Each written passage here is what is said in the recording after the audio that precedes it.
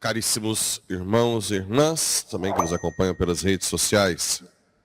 Então, hoje no livro de Reis começa já o conflito entre Jeroboão e Salomão, que depois vai continuar com seu filho Roboão, para cumprir a profecia que Deus fez a Salomão. Salomão abriu o coração a ídolos e Deus disse que ia puni-lo, rachando o seu reino.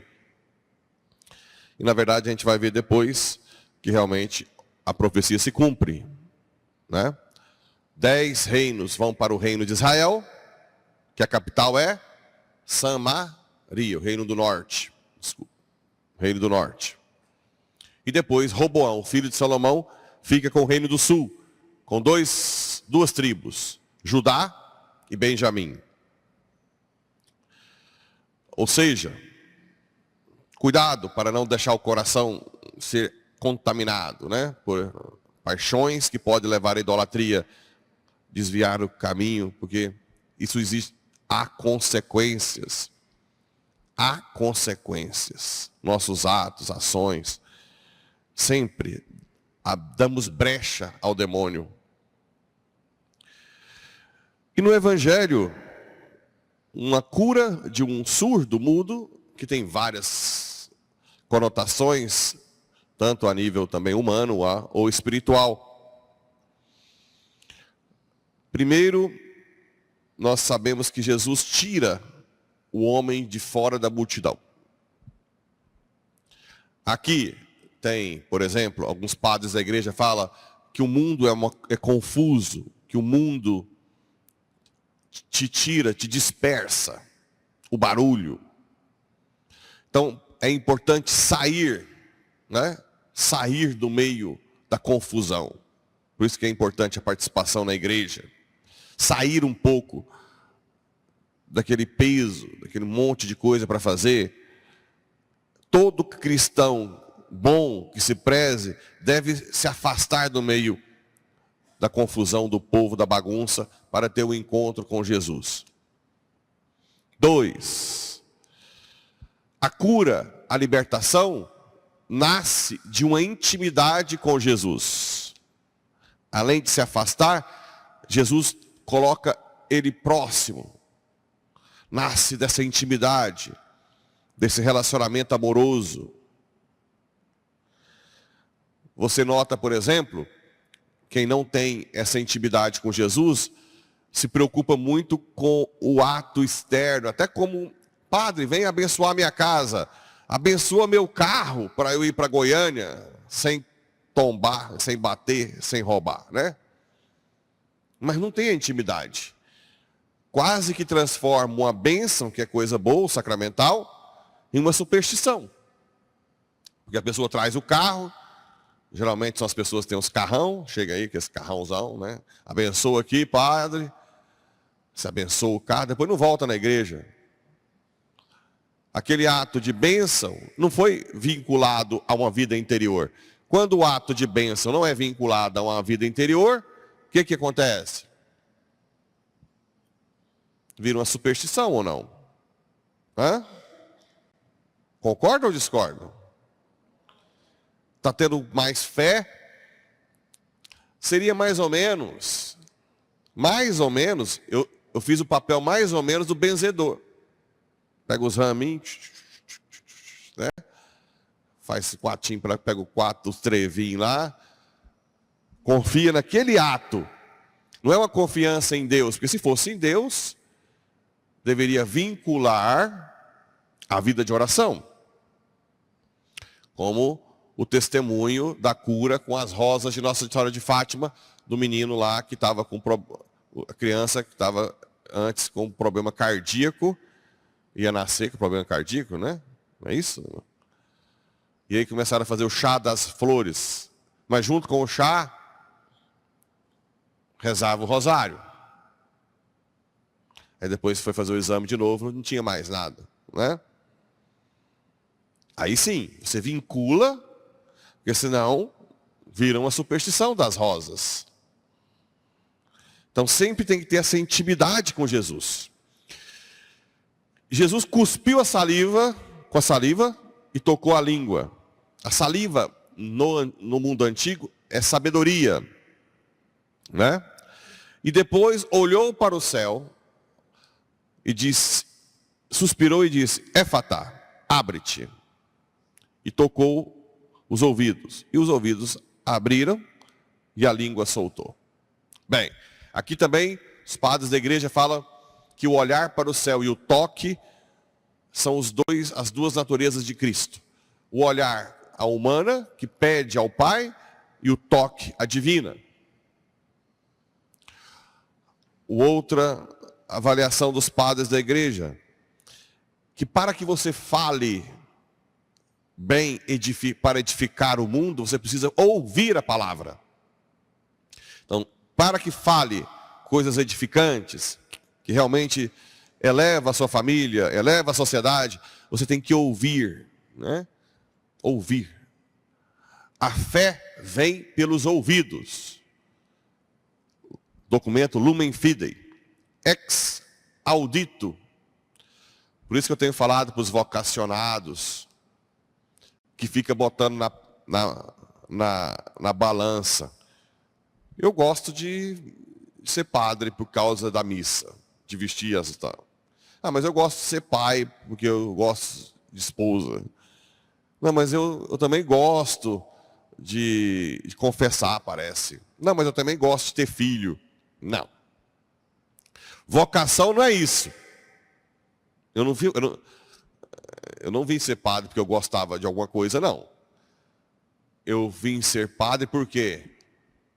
Por quê? Ouvi. O chamado é ex audito. Vem do ouvido.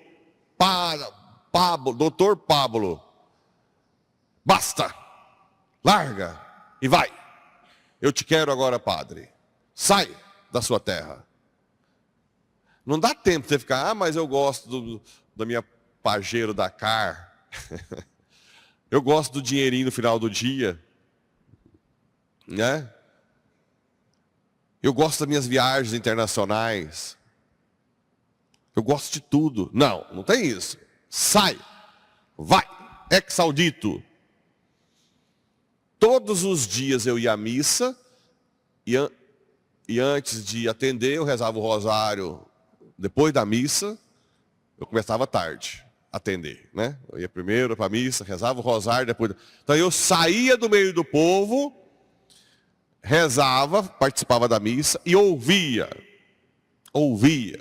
né? O que ele pedia. Então quando eu tive certeza da voz dele, o resto não interessa se eu gosto, se eu não gosto. Né? Tanto é que eu fui para Roma morar com mais 2 no quarto, na beliche em cima, com o banheiro público para todo mundo. Foi um sofrimento. Eu ia falar palavrão, mas não pode. Andar a pé na chuva. Não gostava de nada. Comida pior. Comida ruim à noite. Voltar a estudar. O que eu gostava disso? Longe de casa. Gostava de nada. Absolutamente nada, né? Claro que hoje eu sou muito feliz, que eu cresci muito nesses anos lá. Ser estrangeiro também é ótimo. É você ser humilhado.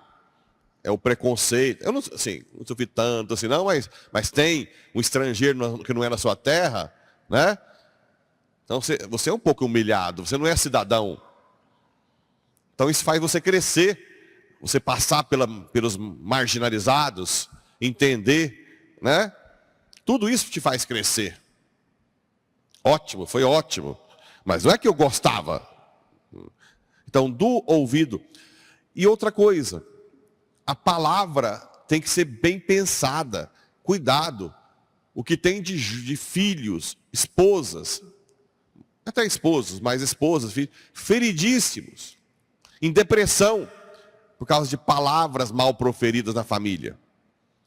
Você não vale nada. Se eu te largar, ninguém te quer. Olha que coisas mais absurdas.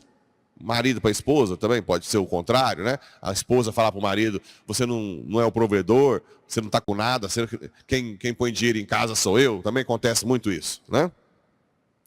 Mas cuidado, porque as palavras tem uma força extraordinária.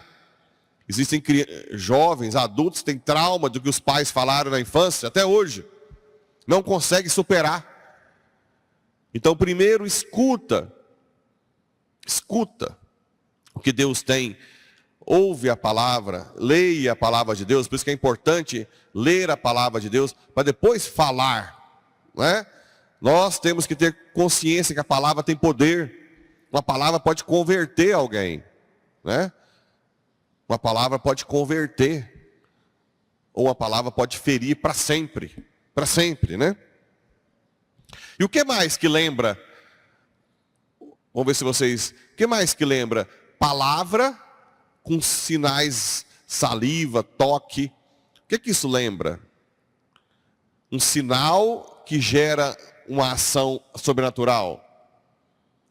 Sacramento, não é? Sacramento não tem um sinal, a água, eu te batizo, não tem? E aí é um sinal eficaz da graça. Tem um sinal que gera uma graça. Também aqui é uma prefiguração já de um sacramento, que é a continuação de Cristo na história. Então aqui são muitas coisas que a gente pode meditar, muita coisa, muita riqueza em torno de um ato, né? E ele começou a falar sem dificuldade. E depois Jesus pede para não contar para ninguém. Também é a coisa que Jesus mostra, né? De não se importar tanto com a fama. Ontem, o Padre Vicente, a homilia dele está muito visualizada, né? Aí ele falou assim, eu estou ficando famoso. Eu falei, pois é, vai ficar famoso. Aí ele disse assim, mas eu lembrei de uma fala de São João Maria Vianney, com relação à fama e elogios. Eu falei, qual fala? São João Maria Vianney disse que mandou um dos seus paroquianos ir no cemitério e xingar os mortos tudo, brigar com os mortos tudo. Falar que os mortos não prestam. Fazer um monte de... Aí ele voltou e falou, e aí? O que eles fizeram? Falar, nada. Agora você volta lá e elogia os mortos, fala que é os melhores mortos que tem, os mais bonitos. Agora volta aqui. E aí? O que eles fizeram? O que eles sentiram? Nada. É assim que você deve se portar diante dos elogios e das críticas. Não se preocupar com elas, não se exaltar nem para baixo nem para cima. Você é o que é diante de Deus, não é? E é assim um cristão. Essa é a chave da felicidade. O cristão não oscila tanto com a crítica quanto com o elogio, já viu? Quem faz isso muito é quem não tem muito Deus. Que se você elogia, se sente a última Coca-Cola do deserto. Se critica, entra em depressão. Né? Essa oscilação é que tira a paz. A paz verdadeira é aquela que você é firme, porque você escuta a palavra de Deus e a põe em prática. E não interessa se te elogiam, se te criticam. Você segue o caminho com o olhar no Senhor. Que Nossa Senhora nos dê essa graça, de cada vez mais oscilar menos, com críticas e elogios. Se você está aí feridinho, né? Porque ouviu uma coisa horrível. Vem aqui para Jesus e fala, Senhor, eu sou o que sou diante de Ti. Me dá essa consciência. E logo, logo a paz vai voltar. Que Deus nos ajude. E Nossa Senhora nos conduza. Assim seja. Amém.